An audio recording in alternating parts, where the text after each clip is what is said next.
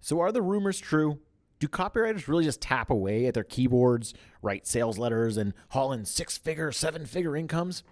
If you just randomly browse articles and videos about copywriting, this is kind of what it seems like because people are, bolstering the truth a little bit to get you into copywriting. But the truth is, it's not that easy.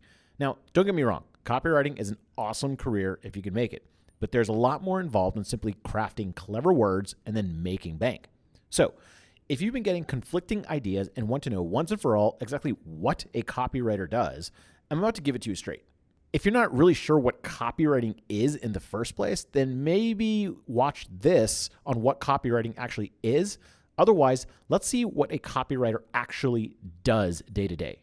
Now, we obviously know that copywriters do a lot of writing. So you assume that they're going to be on a computer all day writing articles. So they'll be writing Google ads or billboard ads or press releases or social media ads or product descriptions or a script for cold calls or writing a TV or radio script or a letter asking for a donation or a direct mail flyer, a sales page selling an online course or a brochure to use in sales presentations.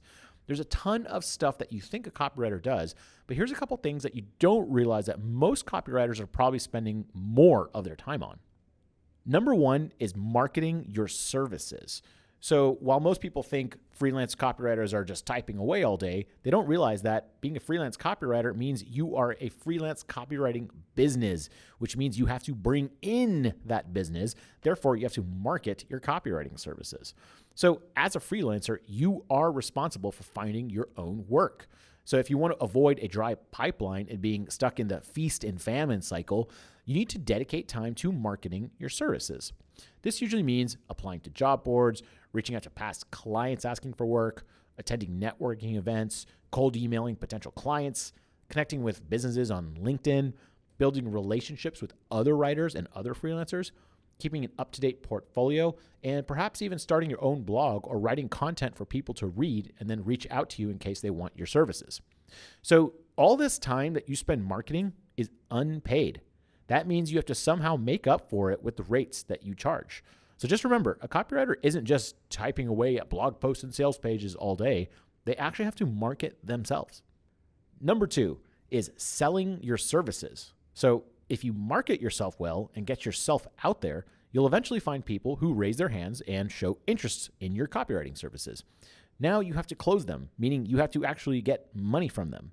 This usually involves a phone call, a video chat, or an in-person meeting. If you're like many introverted copywriters, this is a kind of sucky part because they're not used to asking for money for their services. The good news is the more you do it, the more comfortable you get. In-house copywriters or copywriters who work as employees of a company don't have to worry about marketing themselves or landing new projects all the time. They just show up to work and start working on whatever project plops onto their desk. But if you want the freedom of a freelance copywriter but hate closing deals, your best bet is to look for retainer clients, and these are companies that need ongoing help versus one-off projects. That means maybe they need 5 blog posts a month and they'll pay you a set amount every single month for that. So if you have just a couple of these clients that pay you a regular amount each month, that could actually add up to a pretty healthy income.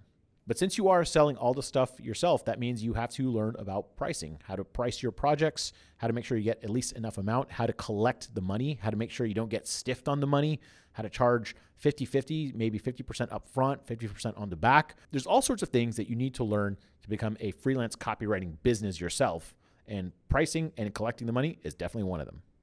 Number 3 is actually writing, creating, and researching. So most people think this is what a copywriter is doing all day, when in actuality, maybe the writing and creating and researching part maybe takes a little bit of a second fiddle to marketing yourself.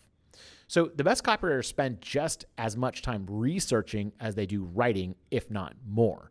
And researching can be just like poking around on different podcasts about the subject, watching other YouTube videos on the subject, reading about the subject, reading Amazon reviews of books about the subject. Depending on the project, this could involve interviewing the owner and employees, interviewing customers for case studies and testimonials, scouring scientific research to back up your arguments, studying the product to learn how it works and uncover a unique angle, or studying product reviews to learn the market's language and pain points, and even digging through past marketing materials and swipe files to find what works and what doesn't. Basically, before you write a single word of copy, you want to know both the product and the market inside and out. And a lot of your times might just be going to reading about the product, reading about the market, playing with the product, being inside of the market. The more familiar you are with the market to begin with, the easier this will be. So one of the advantages of choosing a niche you're already an expert in is that if someone asks you to write blog posts about how to make sushi and you're a sushi expert, well, it's pretty easy to write that blog post. But if you're not a sushi expert, you have to go out and learn how to make sushi, do it yourself, do a lot of research. So yes, copywriters do actually end up sitting down and doing solid amounts of work from time to time, but it's not their entire job. And number 4 is managing the business.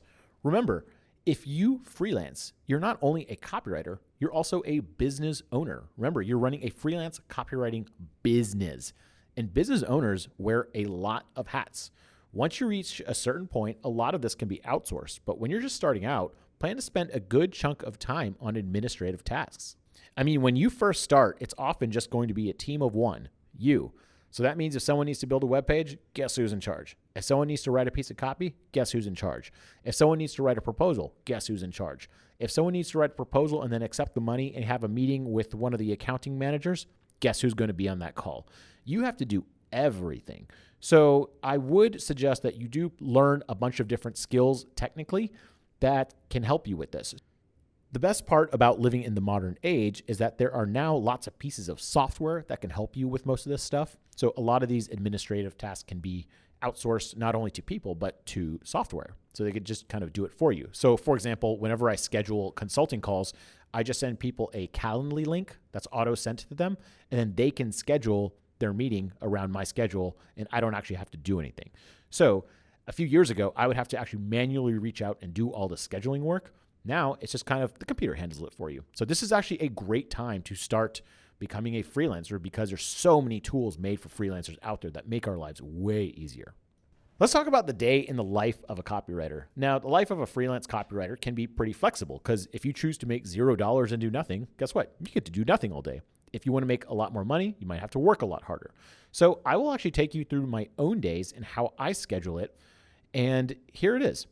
I basically schedule Monday through Sunday with certain days in mind, certain tasks that I have to get done, and I kind of batch those tasks on certain days. So for example, on Monday, I do company video calls all day. That means people who work with Copywriting Kourse, we're on video calls and we're talking and we're chatting and we're planning and we're going over stuff. I also do basic work on Monday, kind of like jack of all trades day. Anything that needs to be done, I'll do it on a Monday. Tuesday, I reserve only for consulting calls all day long. I don't normally take other types of calls. I just do paid consulting calls.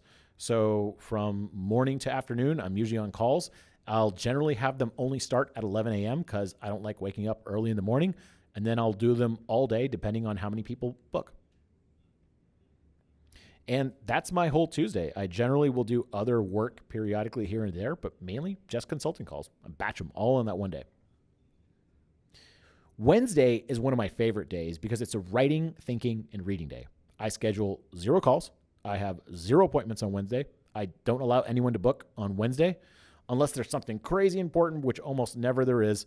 I do not allow any calls on Wednesday. So this day is dedicated to just solid writing time, thinking time, and reading time. You see, a part of the creative process is just kind of reading, consuming stuff, poking around, having time to just laze around and just think, let your brain run. And so that's what Wednesday is, and that's when I get most of my writing done. Then Thursday is another writing day, but, real life calls. And so I do have to do some actual work calls. So I'll generally take about 1 to 2 calls on a Thursday, just quick ones. And the rest is a writing day and free day to do whatever I need to do. And then Friday, another great day. It's free day. I don't schedule anything on Friday usually. If there's someone wants to make a call, not a work call, but just like maybe a personal call, I'll schedule that for Friday. But other than that, I don't really schedule any appointments on a Friday. It's just a free day to write, research, think, and do intermittent work as needed. And same with the weekends. I don't plan on working for the weekends usually, but I do like my work. So it's funny, like some Saturdays, I just want to work all day because it's fun. I get to sit down and write articles. That's what I've been doing for a long time for free anyway. So it's what I like to do. It's fun to me. So I end up working on Saturday and Sunday a decent amount, but it just definitely doesn't feel like work because I'm writing fun articles and putting it out online. How cool is that? So like I said, it's not that complex of a week, right? Monday video calls, Tuesday consulting calls, Wednesday writing day, Thursday writing day also, Friday free day, Saturday free day, Sunday free day. As I'm looking at my schedule, I'm kind of like, when do I actually do work? It's kind of funny. So now, is copywriting right for you? As you can see, becoming a copywriter is a lot different than most people expect. They expect some guy on a laptop in a hammock on a beach in Thailand typing and making money somehow. But copywriters do way more than just write. They also spend a huge chunk of their time marketing themselves, meeting with clients, doing research for projects, and taking care of random business administration tasks. Successful copywriters also spend time sharpening their skills. They read a lot of books. They learn about psychology. They study successful ads. And most importantly, they get feedback on their writing by other professional copywriters. Copy critiques are one of the fastest ways to build your copywriting skills. And guess what? Copywriting course members get unlimited copywriting critiques. So this means if you have questions or if you have a piece of copy that you're working on, you could post it in our members area, and myself and 2 other professional copywriters and other members will go in and critique and tear apart your copy and make it better. So if you have a long rambling piece of copy, we'll let you know. And we'll say, hey, what if you did this? And what if you move this around? What if you put these in bullet points? And what if you make this big and bold as a subheading? This would make it look a lot better. That way you can take that feedback and implement it on all your future copy. So you just get better and better at copywriting by writing with an audience, by writing with other professional copywriters along your side. So if copywriting sounds like an interesting career to you and you want to learn to freelance, or you're a business owner and you want to get all your copywriting critiqued, meaning your about pages, your contact pages, your sales pages, your e-commerce product pages, everything critiqued, then come on, join the copywriting course and I will see you inside, and we'll show you either how to get your business off the ground for a freelance copywriter or how to improve your current online or offline business and improve all the copy in it. My name is Neville Medora, and I will talk to you later.